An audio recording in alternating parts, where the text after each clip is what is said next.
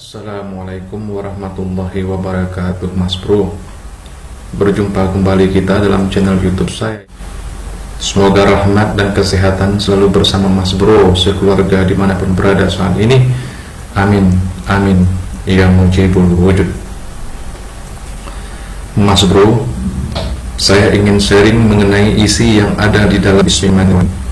Kemarin berisi Nur Muhammad sudah saya sharingkan, sekarang berisi gendam lagi kita bicarakan. Semoga dengan semakin banyaknya kita mengenal isi-isi yang ada di dalam Bismillahirrahmanirrahim ini dapat menambah amalan sunnah kita, baik sunnah secara harfiah maupun sunnah secara maunah. Baik Mas Bro, izin saya mulai ya.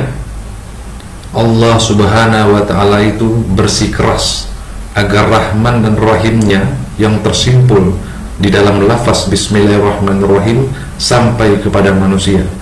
Sementara iblis beserta jajarannya bersikeras pula memutuskan, atau dalam bahasa latinnya membuat buntung Rahman dan Rahimnya basmalah tersebut, wabil khususon tentu kepada manusia juga. Penyebabnya ialah jika manusia itu sudah putus urat kasih dan sayangnya, maka rusak totallah hablum minan nas dan hablum minallahnya. Hablum minan nas akan tercipta jika di dalam diri manusia itu masih ada setetes rasa sayang, dan hablum minallah pula hanya akan bisa tersambung jika di dalam jiwa manusia itu masih ada secercah kasih. Iqra bismi rabbikal ladzi khalaq, bacalah dengan nama Tuhanmu yang menciptakan. Maka Bismillahirrahmanirrahimlah asal muasal kejadiannya. Silahkan lihat pada video Bismillahirrahmanirrahim mampu memindahkan gunung. Dengan apa Allah menciptakan? Dengan kasih dan sayangnya. Dengan kasih Allah ciptakan Adam, dan dengan karena sayang kepada kebutuhan syahwat Nabi Adam, Allah ciptakan Siti Hawa. Jadi Adam ini adalah wujud nyata kasih segala kasih Allah, dan Siti Hawa adalah manifestasi dari secercah rasa sayang Allah yang ada di dalam diri Nabi Adam alaihissalam. Nah, kasih dan sayang Allah yang telah sampai kepada Nabi Adam dan Siti Hawa inilah yang bersikeras iblis putuskan sewaktu tragedi buah kuldi itu. Bagaimana bentuknya pemutusan tersebut?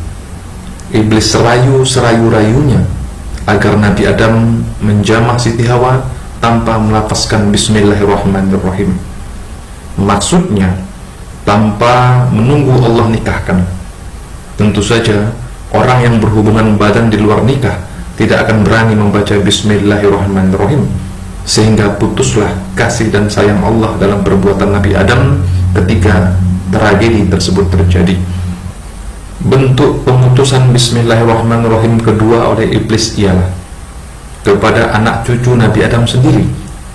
Trik ini amat halus sekali. Kalau tak pandai-pandai memahaminya, setiap hari Bismillahirrahmanirrahim kita putus atau buntung oleh iblis ini, walau tersangkanya saat ini bukan iblis lagi, tetapi tentu anak cucunya. Iblis pun kalau cari musuh, dia pandang bulu juga. Kalau level-level kroco kayak saya ini, ndak mau dia goda. Cukup dia suruh cicit-cicit buyutnya yang suka nongkrong di kuburan orang mati bunuh diri, sudah tersungkur saya itu. Nah, bagaimana triknya? Dia buat agar Bismillahirrahmanirrahim saya tidak sampai. Contoh, saya niat mau menetralisir nikotin rokok dengan kekuatan Bismillahirrahmanirrahim. Ketika akan merokok, emang sih saya baca Bismillahirrahmanirrahim, tapi bakar rokoknya 3 menit setelah bacaan saya selesai. Begitu juga cara dia memutuskan kasih dan sayang pasangan suami istri.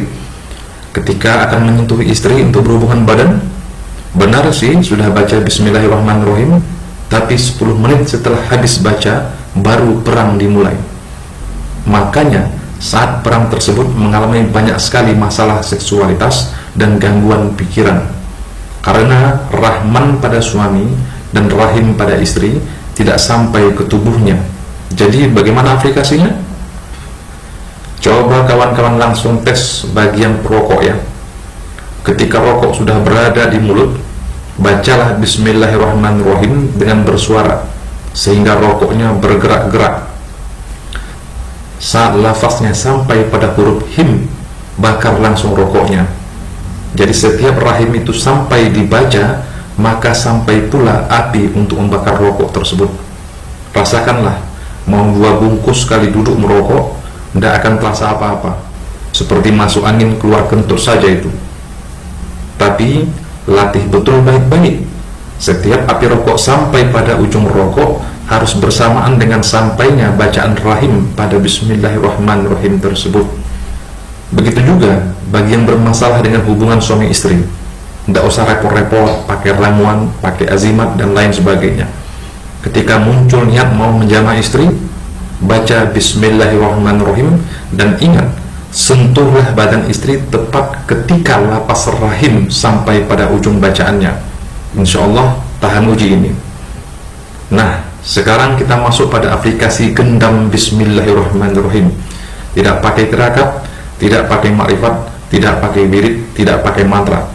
Kalau ada dari Mas Bro saat ini yang bertengkar dengan bos di tempat kerja, bermusuhan dengan tetangga, lagi bertemu razia di jalan raya, mau ta'aruf dengan calon istri, atau mau sekedar membuktikan keampuhan gendam Bismillahirrahmanirrahim untuk menenangkan orang gila yang tengah mengamuk, cukup baca Bismillahirrahmanirrahim 1 kali bersuara, lalu sentuhlah bagian mana saja dari tubuh orang tersebut dengan telapak tangan Mas Bro. Kuncinya harus sampai sentuhan tangan tersebut bersamaan dengan lafaz rahim. Agar lebih ampuh, latihlah sentuhan tersebut baru tersentuh bersamaan dengan bunyi mim. Semakin tepat mimnya dengan sentuhan, semakin kuat daya gendamnya. Mau tes yang lebih ekstrim? Cari kayu atau papan yang lebih keras fisiknya dari manusia. Baca Bismillahirrahmanirrahim bersamaan dengan pukulkan kepalan tangan Mas Bro ke papan tersebut. Tapi ingat, saat tinjunya sampai ke papan harus bersamaan dengan sampainya lapas basmalah itu pada huruf mim. Insya Allah, kalau kasih dan sayang Bismillahirrahmanirrahim sampai kepada kayu atau papan tersebut, pasti kayu atau papan ini tidak akan sanggup keras melukai tinjunya. Nah, kasih dan sayang inilah yang bersikeras setan dan jin kafir putuskan agar ketika manusia itu baca, tidak sampai bacaan itu kepada target yang akan disentuh. Bagaimana caranya setan memutuskan Rahman dan Rahim yang kita baca?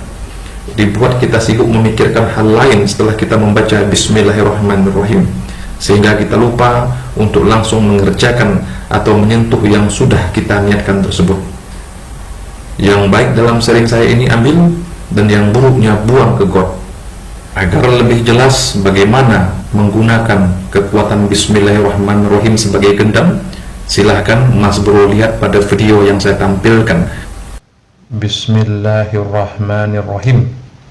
Bismillahirrahmanirrahim.